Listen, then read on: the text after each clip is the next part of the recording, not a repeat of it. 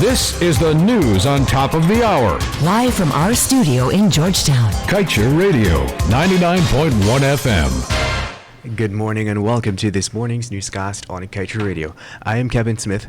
Let's get to the news in detail. In light of ExxonMobil's plans to bring 10 oil vessels on stream to develop the 9 billion barrels of oil equivalent resources in the Stabroek Block, Hess Corporation has sold a key asset in Denmark to cover its share of the costs. In the Stabroek Block, Hess holds a 30% working interest, while Sinach Nexen holds 25%. ExxonMobil carries the remaining interest, thereby making it the operator. Yesterday, the American oil company told the market that it has entered into an agreement with Ineos Exploration and Production Company to sell its subsidiary Hess Denmark APS, which holds a 61.5% interest in the South Arn field. The asset has been sold for a total consideration of $150 million. The sale is expected to close in the third quarter of 2021, subject to government approvals and customary closing conditions. And I'll just tell you, even though the government of Nigeria was armed with compelling evidence that implicated Royal Dutch Shell and Italy's Eni in a major case of alleged corruption with one of its oil blocks, a court recently ruled that no wrongdoing could be found.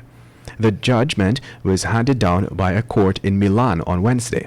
According to Bloomberg, the verdict ends a 3-year legal saga that loomed large over the tenure of Eni's CEO Claudio Descalzi. Italian prosecutors were hopeful that with the evidence they had, they could put him away for 8 years. But him, along with several other former executives of the company, were cleared of all corruption charges. Meanwhile, the construction of a deepwater harbor in Berbice is currently engaging the attention of President Irfan Ali, Vice President Bharat Jagdeo, and Canadian oil company CGX Guyana, along with investors. This is according to a minister within the Ministry of Public Works with responsibility for the energy sector, Deodat Indar. He was adamant that the project is something that is alive every day because we want to make sure that we benefit from it. And moving on, the European Election Observer Mission Chief Observer Ermas Pate intends to meet with the media today at the Arthur Chang Conference Center. During this engagement, the Observer Mission will present recommendations included in the mission's final report on the March 2020 elections. According to the EU's report, which was released in June 2020, there are a total of 26 detailed recommendations for electoral reform, with 8 listed as priority. The report also notes that the elections were ethnically polarized, with APNU-AFC primarily representing Afro-Guyanese and the PPPC primarily representing Indo-Guyanese. You tune in to Kaieteur Radio 99.1 and 99.5 FM. This is your morning newscast. We will return after the break. Digicel Prime Bundles just got better with 3 new apps. Watch more with PlayGo. Share more with Sportsmax. Read more news with Loop. Listen more with D-Music. Plus extra data. It's simply more bundled together. 51 gigabytes for 7 days for only $2,000. Live the experience with Digicel. Activate today on the My Digicel app.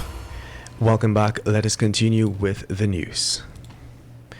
2 new board of directors were installed in Region 10 by Prime Minister Mark Phillips on Tuesday and Wednesday, respectively. The new boards will serve the Linden Electricity Company, Inc. and the Kwakwane Utilities Incorporated and are expected to give strategic policy direction to the company. Phillips announced that Mr. Andrew Forsyth will serve as the chairman of the Linden board, while Mr. Paris Archer will serve as the chairman of the Kwakwane board. Comments were made by residents that the members are not suitably qualified. They believe that it does not reflect the will of the people and only consists of affiliates of the PPP. In other news, 3 dismissed GDF ranks have been charged for allegedly raping a 15-year-old girl in Region 1. Based on reports, the incident took place sometime between last February 5th and 6th in Mabaruma, Region 1. Last month, a board of inquiry was launched into the rape allegation, and yesterday, the GDF, in a statement, noted that at the conclusion, disciplinary actions were taken against 2 officers and 4 other ranks were charged. The 4 ranks were also dismissed since the inquiry found that they seriously breached operational orders while deployed at the border. And moving on, private schools have been able to foster a better response to the realities of COVID-19 as compared to public schools, according to a socio-economic impact assessment of COVID-19 on households in Guyana, compiled by the UNDP in collaboration with the CDC. Since the closure of all schools in March last year, many issues were highlighted about learning during the pandemic in public schools. Notably, the only students that would have returned to physical classroom sessions were those in grades 10, 11, and 12, as well as technical vocational education students, after the government approved a conditional reopening last November.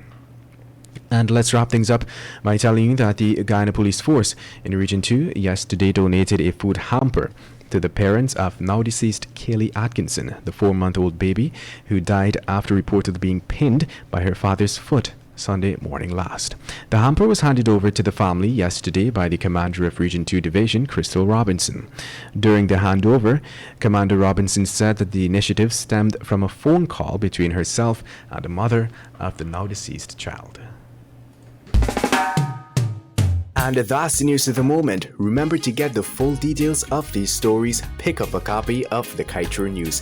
And